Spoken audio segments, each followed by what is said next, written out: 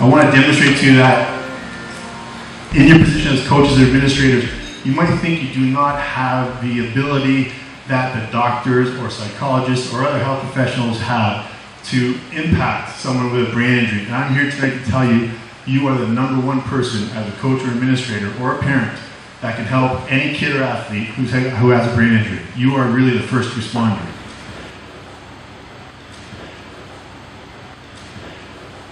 So what behaviors can we see from a brain injury?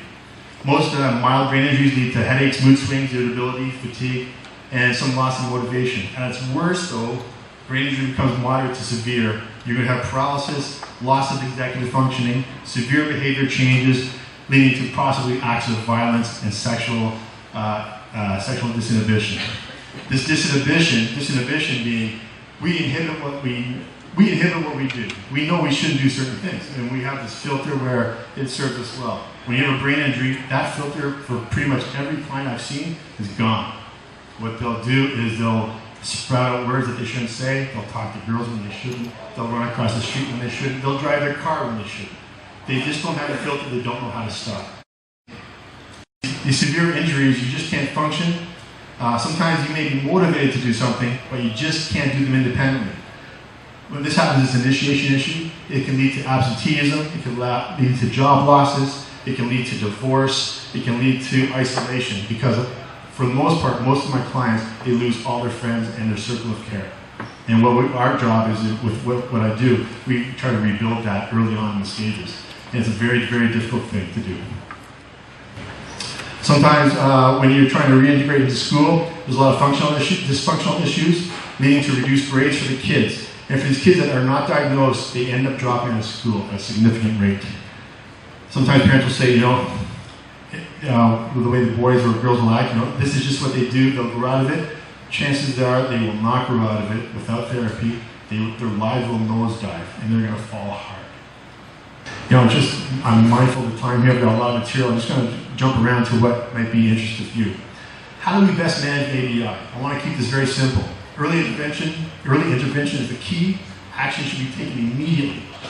Out here, if you hear a scream, likely some type of injury, that coach should have that kid off the ice and not let him return to play until he sees the doctor. End of story.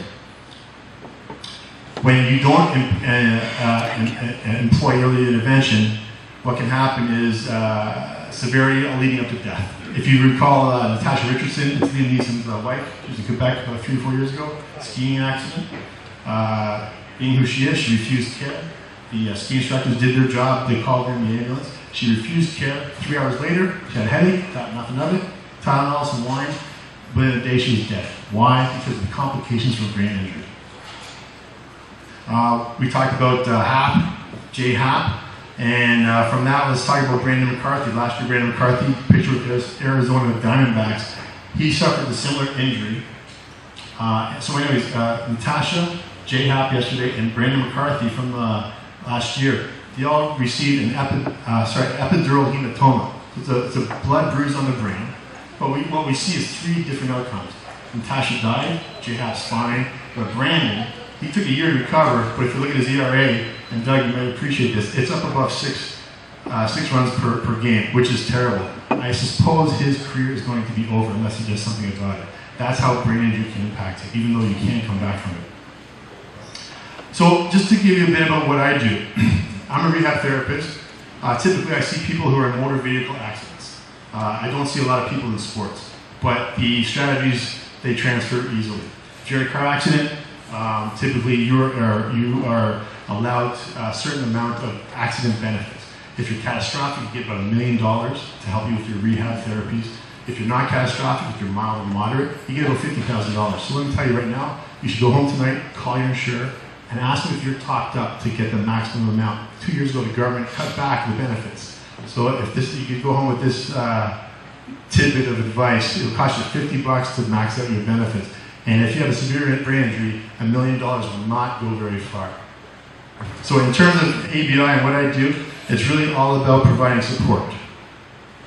And I do so within a treatment team system. When you're in the accident, you get a lawyer. And the lawyer is going to hire a case manager. The case manager is going to hire a treatment team. I'm a rehab therapist, occupational therapist, physiotherapists. All these people are brought together to help one person. It's a significant amount of resources required to help someone with brain injury, and it's very expensive.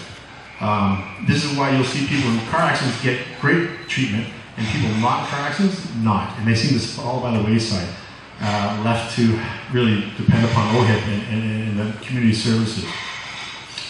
So I get called in around 2 years post of an accident, and my job is to provide support to these people. When I tell people about what I do, usually I get this response: wow, that must be really fulfilling work, and it is. And then they follow up by saying, it must be really tough for you, you must take it home. The truth of the matter is I don't take it home. Because I know when someone's under care, I know they're going to progress. And I want to relate that to being a coach or an administrator. You know, these athletes, they don't need pity or anything like that. What they need is immediate help. They need support. And don't be afraid to get out there and do what you need to do as a coach to make sure these kids get everything that they need. Let me continue here. I want to emphasize two critical points about ABI. You can't change behaviors in a crisis moment. You can't try to fix bad behavior, so what you need to do is move on and set up for the next time.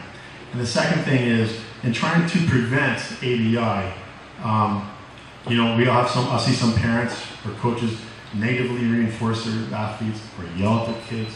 Let me be very clear, what we've learned over the years is punishment does not work. If you endeavor to be a good coach, what you want to do is find positive ways to reinforce positive behaviors, and the good coaches here are able to do that. And so we can all appreciate that. The other thing I do in trying to support behaviors, what I do is try to work on a person's mindset. And really there's something coming out of my mouth that isn't purposeful when I'm dealing with a client. It leads to a goal or an objective or an outcome. I'm always working to move the client along cognitively, psychologically, and behaviorally. Sometimes this will take weeks or months for me to set up so that a client can do one simple thing, like go to the mailbox, or use an ATM machine, or use a phone. Sometimes, again, months and months and months to set him up to do this. But what we find is once you put in that time, they're successful, and then the progress increases substantially. I want to say this. Some of the challenges at times doesn't lie with the client, but with the family members and the caregivers. Sometimes, as much as they try to be considerate, sometimes they get in the way. And I think coaches might understand that concept when parents are getting in the way of what coaches want to do when they try to help their athletes along. What I do sometimes, I have to make tough decisions in the face of what psychologists and case managers are calling bad moves. And this can be a lot of pressure. I know coaches can feel a lot of pressure when they have to deal with athletes who are injured. Perhaps they're in a championship series, they want their best players back on the ice. Maybe their parents want the kids to play.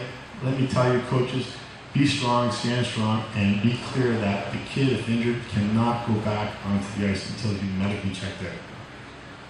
Let me tell you about a seminar I was at recently. Eric Lindos was there, and he was a guest speaker. And we had an opportunity to go up to the microphone and ask him some questions. And one of the questions I wanted to ask him was, Eric, if you were not able to body check until the age of 14, do you still think you would have made the NHL? And I didn't get the chance to ask him that question. But I imagine he would have said, of course.